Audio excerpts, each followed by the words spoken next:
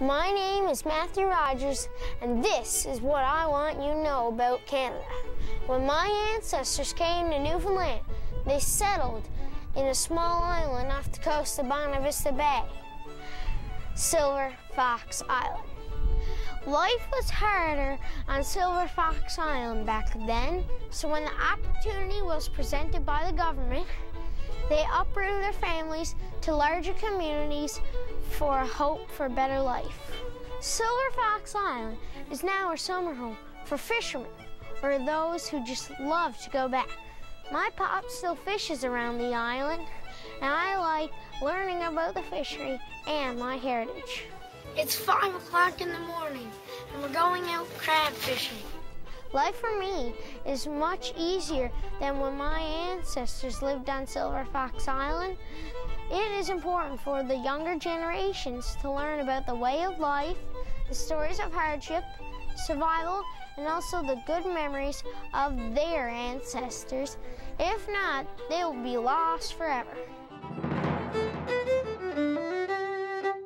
Hey, I'm Frédéric Pelchat, and here is what I want you to know about Canada.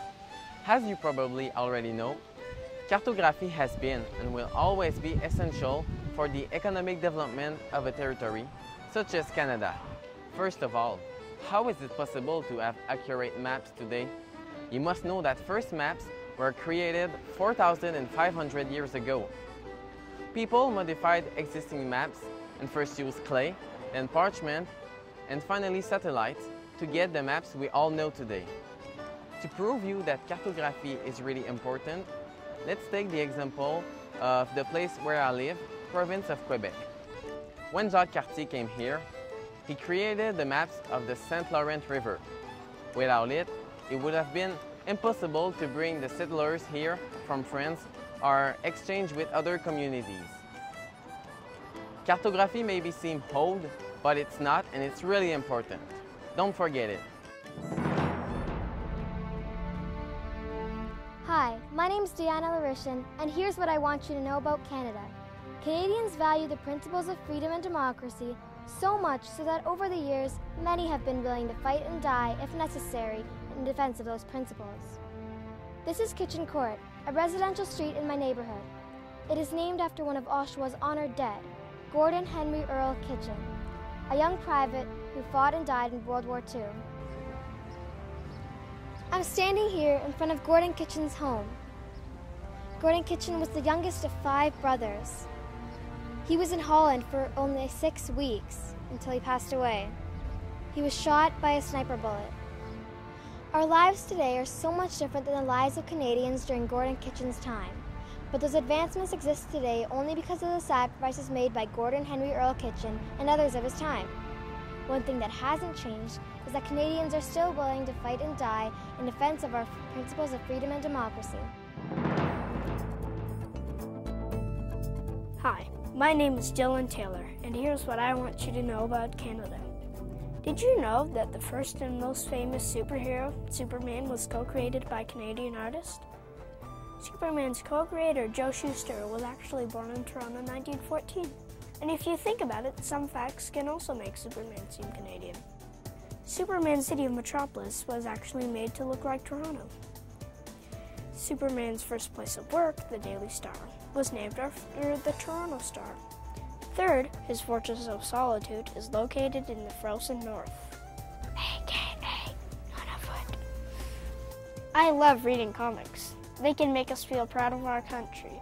Captain Canuck, Canada's most famous superhero. When he was created in 1975, there was a huge rage of popular patriotism in the country.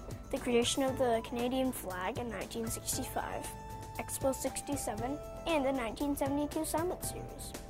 But Captain Canuck wasn't the first Canadian superhero. That was Iron Man, not to be confused with the popular Avenger, who was created in 1941. There were also comic heroes like Johnny Canuck, the Land of the Northern Lights, Fleur-de-Lis, and many more. I would encourage the people of Canada to discover some great Canadian superheroes from our past, and hopefully discover new ones.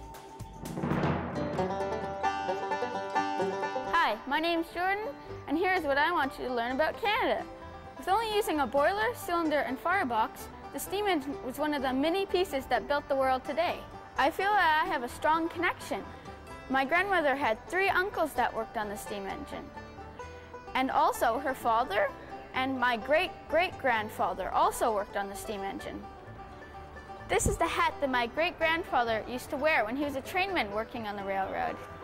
And this is the lantern that he used to use when he worked on the railroad. What would Canada be like if the steam engine was never invented?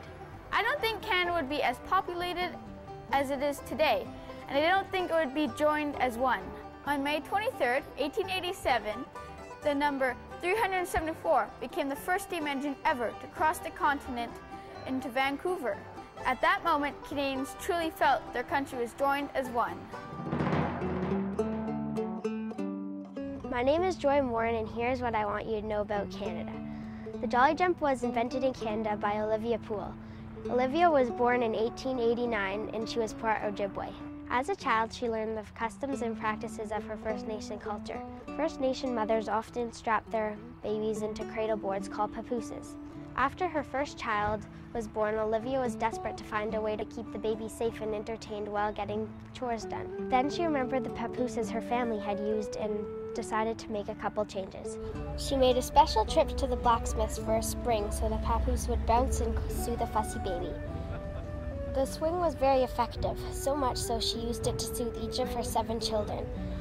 In 1948, her family convinced her to commercialize the invention she now called the Jolly Jumper. I remember when my sister Mary had a Jolly Jumper and I'd play with her. She had lots of fun.